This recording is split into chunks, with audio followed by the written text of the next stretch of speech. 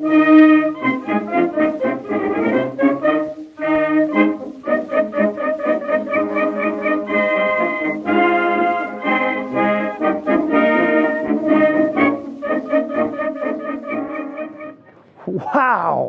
Aren't these World War I planes cool?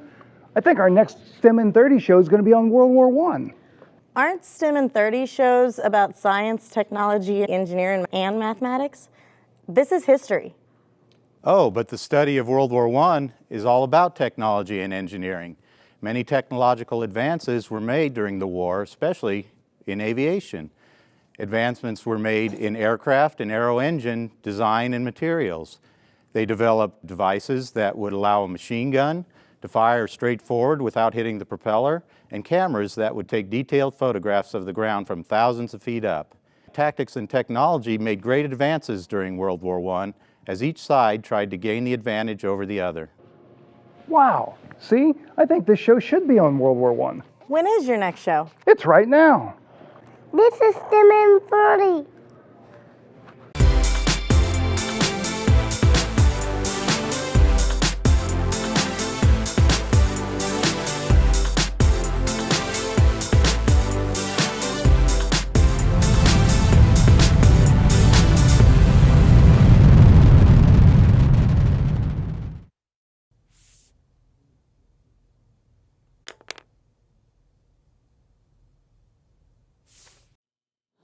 Hi, I'm Marty Kelsey, and we're coming to you today from the Stephen F. Udvar-Hazy Center in Chantilly, Virginia.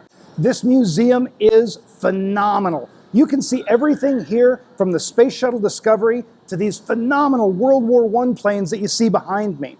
Now today we've got a great show for you about World War I. This week is the 98th anniversary of the U.S. entering the war. We've got some special guests joining us today. We've got the Capital Baptist Homeschool Support Group. Thank you guys so much for joining us today. We're really excited to have you here.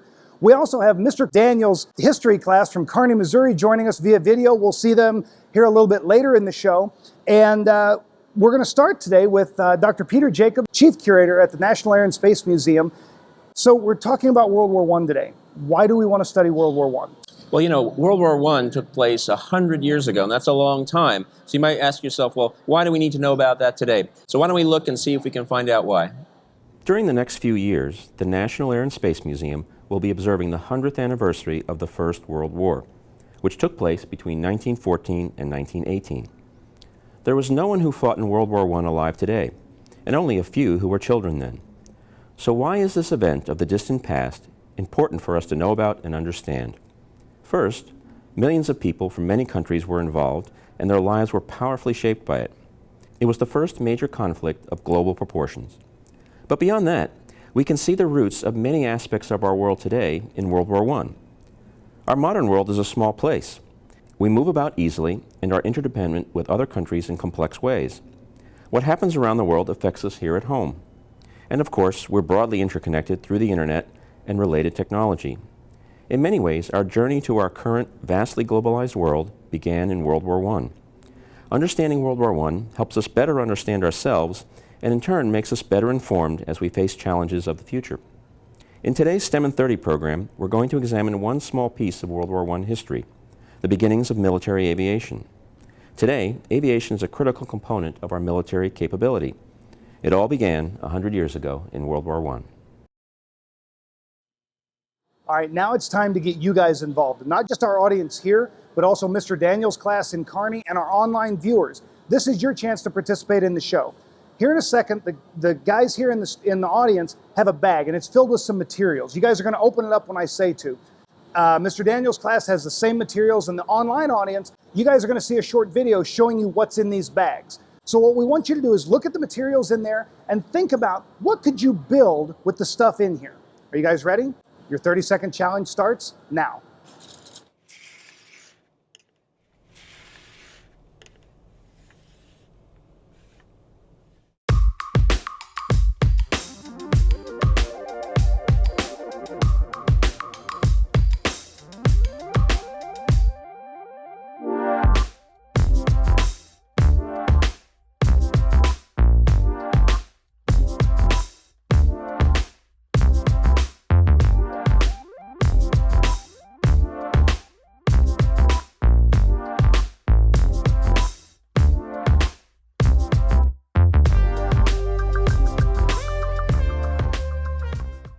right, now you guys have had a chance to look at this stuff. What do you think you could build with these types of materials? Anybody have any guesses? What do you think? Wings, okay? All right. Anything else? What else do you need? Go ahead.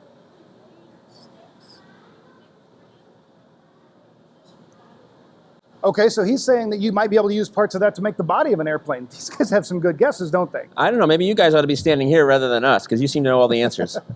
So what can you put together with these types of materials? Okay, well, we've got some examples right here.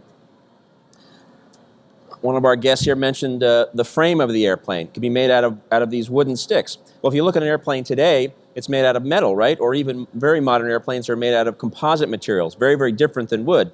But in the early days, to make an airplane light, wood was the ideal material. So the frame of the airplane is made of wood, but then to make it fly, you have to cover that wooden framework up. And it's covered up with this fabric. Usually it's a very light, very fine linen fabric. But it's kind of limp and floppy like this, right?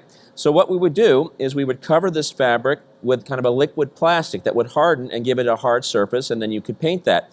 So you would transfer something limp like this, like your shirt, into something stiff and hard like this, which was waterproof, just like a raincoat. So we start with this, and we end up with this, and we have an airplane. So these planes that we have here in the museum are made out of these materials? These World War I airplanes are made out of these materials, and then they're also held together with these steel wires. If you look at a lot of the airplanes, you see these crisscross wires that hold it all together. And they're what allow it to keep the wings from folding up in the flight loads, or just to keep everything stiff and straight. And that was a design that was drawn from bridge technology. If you look at a bridge, you can see wires that hold the bridge together. Same thing on the airplane. The airplane is basically just like a bridge is built. So can you tell us about some of the planes that we have here on display? Sure. Well, of course, we're looking at the history of World War I aviation, and World War I was the first time that airplanes were extensively used in combat. They were used a few times before that, but it was really the first time where you see extensive use of the airplane. But, you know, the airplane was only invented about 10 years before. In 1903, the Wright brothers, of course, everybody knows the name Wilbur and Orville Wright, invented the first airplane and taught us how to fly. And it was only about 10 years later that these airplanes were being flown in the war. Now, when the war started, airplanes were kind of in two categories: airplanes that flew and airplanes that didn't. Pretty much, if an airplane got in the air, that was about all you could expect of it. But during the course of the war, you had the beginnings of what we today would call air power, or the use of airplanes for very different types of purposes in warfare. Now, you began with looking at observation or reconnaissance airplanes, and we have the Caudron G4 here right next to us, which was a very early reconnaissance airplane. And that was the kind of the modern extension at that time of the cavalry. You know, the cavalry would go out on scouts and scout out what was happening with the enemy ahead of the main troops. Transfer that idea to the airplane, where you take the airplane and fly over the enemy troops and see what was going on. So observation was a critical thing. But soon, those airplanes were being attacked. So you had to protect those airplanes, and we developed something called the fighter plane. And we have a Newport 28 hanging here in the museum. And in fact, the Newport 28 was the United States' first fighter airplane.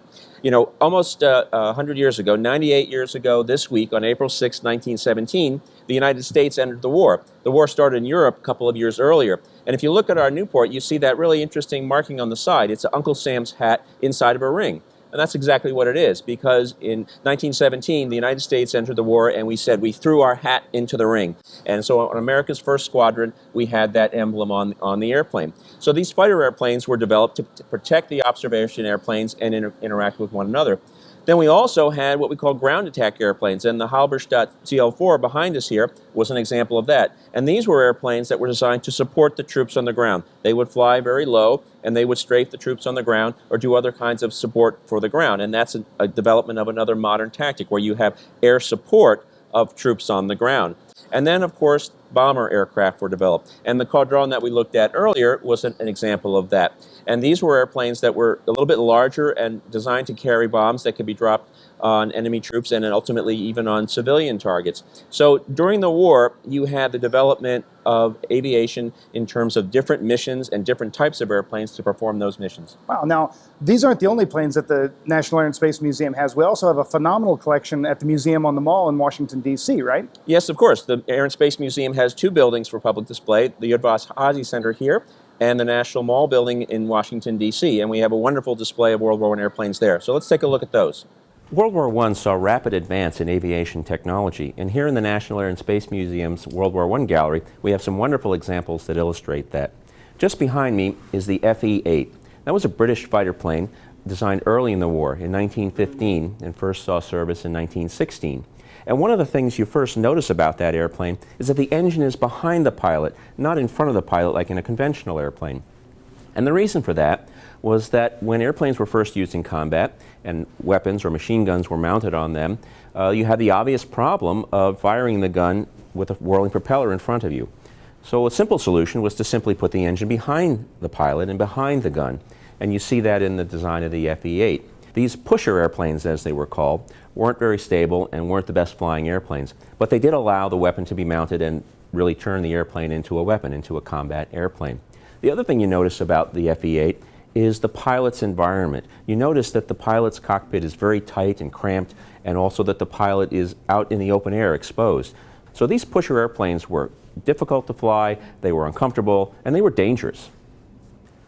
One of the advances in aviation during World War I was the development of specific aircraft designs for specific missions. For example, you had fighter airplanes, and you had observation airplanes, you had ground attack airplanes, and you had bombers. We have an example of an early bomber, a Voisin 8. The Voisin was a French airplane, and it too was a pusher design with the engine behind the pilots. But it was much bigger, and it had bomb racks, and it could carry a useful bomb load to use that airplane for that specific mission. By 1917, we really see the evolution of the fighter airplane. Compared to the FE-8 that we talked about earlier, the Albatross D5A, which is hanging just behind me, is a much more streamlined, sleek airplane, was a much more effective fighter airplane, and was really one of the best airplanes of the First World War. One of the things that you obviously notice about the Albatross is how colorful it is. And one of the reasons for that is an early form of camouflage that you can see on the bottom of the Albatross.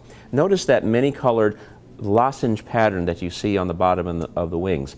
That was not just to make the airplane colorful, but it actually visually broke up the lines of the airplane when you looked at it from a distance. So with the airplane flying overhead, it was a little bit harder to see the airplane, and this was an early form of camouflage. In 1918, towards the end of the war, the Albatross D5A was replaced with a new airplane called the False D12. The one we have here in the museum really had an interesting history after the war. In the 1930s, Hollywood was very much in love with World War I, and they used a lot of surviving World War I airplanes to make these films, one of which is the False D12 that we have here in the museum. Now you'll notice that the False here is very garishly painted with red and white checkerboards and a skull and crossbone insignia on the side. And that was Hollywood's version of World War I. However, it is historically significant because that airplane was used in some of the most famous Hollywood films about World War I aviation. So it's really accurately painted to its life as a movie actor, and that's why we have it painted that way here in the museum. All right, we're going to take some questions now, and we're going to start with Kearney Junior High School, Mr. Daniels' class. What question do you guys have for us? Hi, I'm Peyton. What were the advantages of using the three-wing design over a two-wing design? Well, most airplanes in World War I, you would have two wings or a biplane, but there were a few designs which had three wings layered on top of one another. And the first to do that were the British with an airplane called the Sopwith triplane, and it was fairly effective. But the Germans actually copied that with a much more famous one called the Fokker DR-1 triplane. And what the three wings actually allowed you to do was to make a more tightly turning airplane and an airplane which could climb much more quickly, because you made shorter wings. By having three wings, you had shorter wings but the same wing area. So that made for a much more agile airplane. Interesting. All right, I think we've got an online question next. Who had the largest and strongest air force in World War I? Well, in terms of numbers, the Allied forces, the British and the French, had more airplanes than the Germans and their allies. But most of the combat during World War I was over the German lines because it was over France, and the prevailing western winds would push the combat back towards the German lines. So for the Allied pilots, they had to fly some distance to get into the combat and fly some distance to come back. And there were a lot of losses of those airplanes for that reason alone, apart from the combat. So there were more airplanes on the Allied side and fewer on the German side. Okay. I think we have another question from Kearney. And what other markings or camouflage were used on planes? Well, on the Allied side, which was, of course, the British, the French, And then later the United States and several other countries, we had what we called rondelles, which were the three colors of the circular marking. And the Germans and their allies, the Austro-Hungarians and other countries, used the German cross to differentiate their airplanes. And you might want to say, well, why would you paint these airplanes in camouflage color or muted colors and then put these big markings on there? Well, it's more important not to be able to shoot down your fellow pilots than to not see them. So even though the airplanes did have camouflage on them or muted colors, you did have to have this national insignia to make sure you know who was on whose side. Now, you actually had an opportunity to fly in an airplane like this, right? I did. Of course, most of the time I study the airplanes here in the museum, but every once in a while I get a wonderful opportunity to fly in one of these historic airplanes. And one of the most exciting experiences I've ever had flying an airplane was to fly a World War I airplane called a Sopwith 1.5 Strutter. And it was really one of the great experiences of my life in terms of flying airplanes. But my friend Dan Taylor, who's a really expert pilot, and he's flown a lot of these World War I airplanes, he's going to tell us a bit more about what it was really like to fly in World War I. Peter just talked about flying a Sopwith 1.5 Strutter from 1916. How about looking at this airplane? This is a SPAD 7 from 1916 as well. About a month later it was released. Remember, these airplanes, this is a 99-year-old design when you think about that far back. It is a frontline fighter, had one machine gun, very fast airplane. When I'm flying it, like Peter was mentioning earlier, you're in a kind of a cramped cockpit. It's open cockpit, okay? The visibility is not bad, but you can see the cockpit there, the very sparse instrumentation that you'd use to fly the airplane. Very loud, use cotton in your ears, firing a machine gun that had only about a minute's worth of ammunition, and then it was gone. Flying at 15,000 feet, you could imagine how cold it would be. You see the scarf that I'm wearing there? Well, I've got a scarf here. If you could switch back to me for a second, this is an original scarf that I would use when I'm flying. It's actually balloon fabric from World War I. The idea of the scarf wasn't to look dashing and neat in the airplane, but when you're flying with those cloth with the scratchy tunics that the pilots would wear, you're constantly turning your head, looking for enemy fighters over your shoulder, swinging around and looking, and this scarf would protect your neck from breaking it, being shot down. So you'd look around all the time. And also to wipe your goggles. I have my goggles here, trusty goggles that I would wear when I'm flying that type of an airplane. But it is a unique aircraft, 127 miles an hour. You can go screaming into a dogfight. You can imagine the adrenaline of an 18-year-old kid flying an airplane like that for the very first time in combat with no oxygen above 10,000 feet. So you really had to have your wits about you. I think we've got a question from Kearney, Missouri. Are you guys ready? Hi, my name is Janae Riddle, and I was wondering if it was possible for planes to fly at night. Question, and yes, they could fly at night. A lot of times they had issues with that because they could hear the engines, they could see the flames from the exhaust, but they would fly at night on occasion. And the trouble with it was, though, is that they lose their ground reference, so it wasn't always a good idea to do. Most of the time it was almost a day job. And I want to make mention, it's great to talk to you about young lady, because a lot of young ladies were involved in aviation as well during World War I. The Stinson sisters, Catherine and Marjorie, taught a lot of American pilots and Canadian pilots during World War I. All right, I think we've got another question from Mr. Daniels' class. Go ahead. My name is Jonathan Bradfield, and I was wondering, why did the Germans switch from the usage of rotary engines to water-cooled incline engines? Good question. And Jonathan, the engines were being developed consistently throughout the years of World War I. One of the issues with the rotary engine was it required a lot of maintenance, and it was a total loss oil system. You needed more power, and the idea being getting an inline engine that they would use later on, you could get a lot more power. As the designs of the airplanes got better and better throughout the war, they were able to carry a bigger load. The engines were more powerful for the bigger the airplanes were, like a Fokker D7, for example. The engines were just a bit more efficient. They did require time to warm up because they were water cooled, but just the same, the aircraft design was getting so much better. The rotaries really reached their peak about the end of the war, but after that they just weren't used anymore. It was more of the inline engines. They were lighter, they were stronger, and they required less maintenance. Question for Dan Taylor. I'm Cameron, and what were the main causes of death for a pilot? Hi, Cameron. That was a good question. One of the main causes was fatigue. The pilots had very little training time at the time, and when they're up there, they would learn fast. Your lifespan was expected to be about 2 weeks.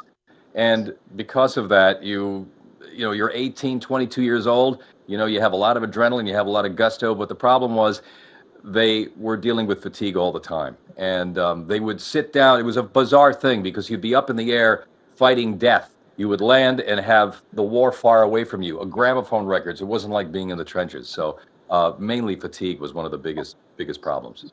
And thank you so much for joining us. We may have some more questions for you here at the end of the show, but first, we've got a demonstration to talk about some of the technological advances that they had during World War I. So I'm going to send it over to Beth, and she's going to show you guys how World War I machine guns that were mounted on airplanes worked. Beth? Thanks, Marty. And I'm here with my friend Thomas. And as you said, they mounted machine guns on the front of airplanes. Now, the challenge was getting the bullets past the propeller. Now, if you imagine that this is a propeller, Thomas, do you think you could get one of the darts here in between? It'd be very hard. Yeah, it'd be hard if it's sitting still, but imagine you've got to have the propeller moving to fly. So,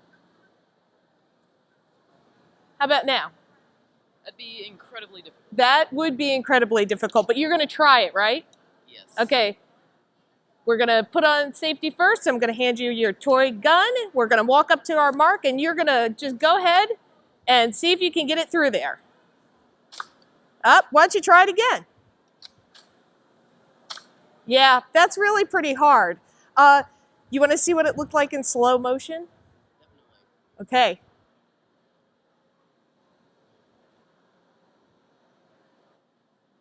Yeah, so that's really next to impossible with a spinning propeller, but they came up with a way to actually fire a machine gun through a propeller. So we've got this great animation that will show us how it's done. Do you want to take a look?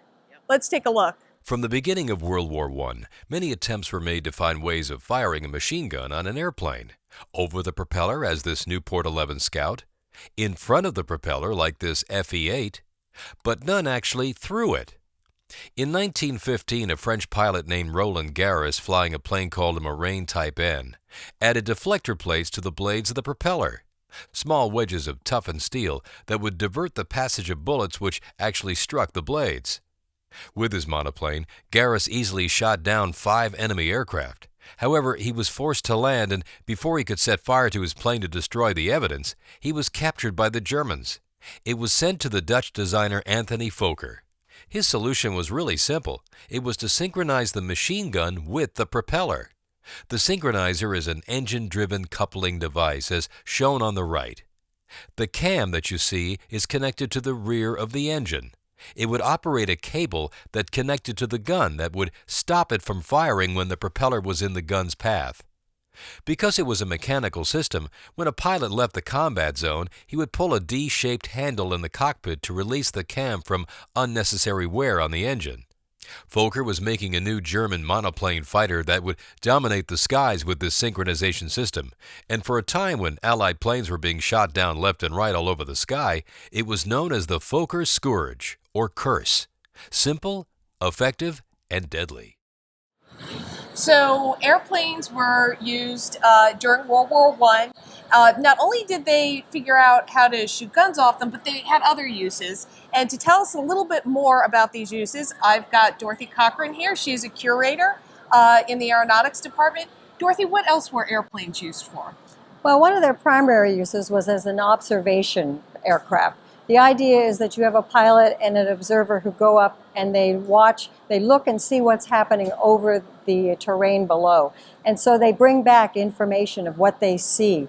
And then eventually pilots started taking cameras up to take pictures kind of just for fun. And then they realized when they got back that these pictures held valuable information that could tell you where there were troop movements, what's happening in the trenches, where are the supply lines. In this image here, you can see a city, and then you can see the trench lines just before it. And when the Allies and the Germans ground to a halt and were just in these trenches, the only way to really see what was going on was to send the airplanes up and find more information. We have an example of cameras that are in our collection, that are in the case, and they are glass plate cameras that were used to gather information. Then they were taken back, developed, and the information is extracted once people learned more about how to find out the information that was on the films. So the next picture then shows a low-level flight over the trenches themselves, where you can actually see the soldiers and after a recent attack, and there's still fire burning in the trenches. And you just gather all this different type of information, and you can make maps from it. It becomes more and more valuable, especially then when the war goes on. The next image is of a high aerial image that's probably about 15,000 feet. And then the next image is that having been taken back and interpreted so that you can find where the Allied lines are, where the German lines are, and then much more information as you get better at it can be extracted from these images. And that's where our satellite imagery then started.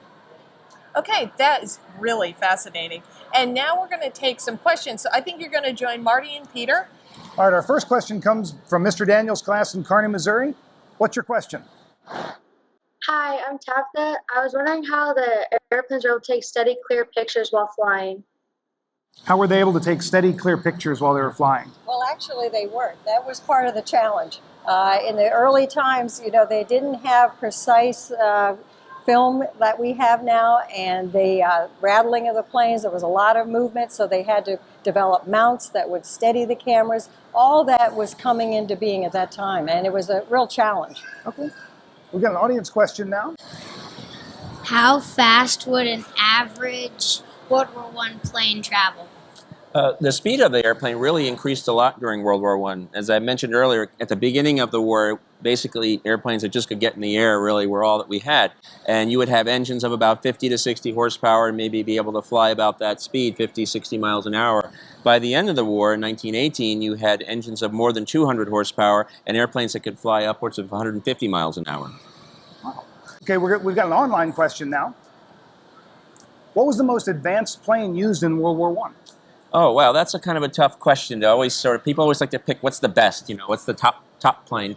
But probably the most sought after airplane in World War I was an airplane called the Fokker D-7. It was a German airplane, and it was so effective that at the end of the war, when the peace agreements were signed between the warring nations, that airplane was specifically cited in the peace agreement that had to be turned over to the Allies. It was such an important airplane. So the Fokker D-7 is always one that people point to. Nice. Well, thank you guys so much for joining us. Big thanks to Dr. Peter Jacob and Dorothy Cochran for joining us. I'd like to thank Dan Taylor for joining us today, as well as Chris Moore, who you saw in the Open. There were also a couple of really cute kids in that Open. I want to thank them for joining us as well. You guys did a great job in our audience today. Thank you so much. And Mr. Daniels' class in Kearney, Missouri, thanks for joining us via video. We cannot do this show without our behind-the-scenes crew, so thank you so much for all the people behind the scenes. They do a phenomenal job bringing this show to you. Be sure to tune in next time, April 22nd, for our show on Earth Day. We hope to see you then. Thanks for watching.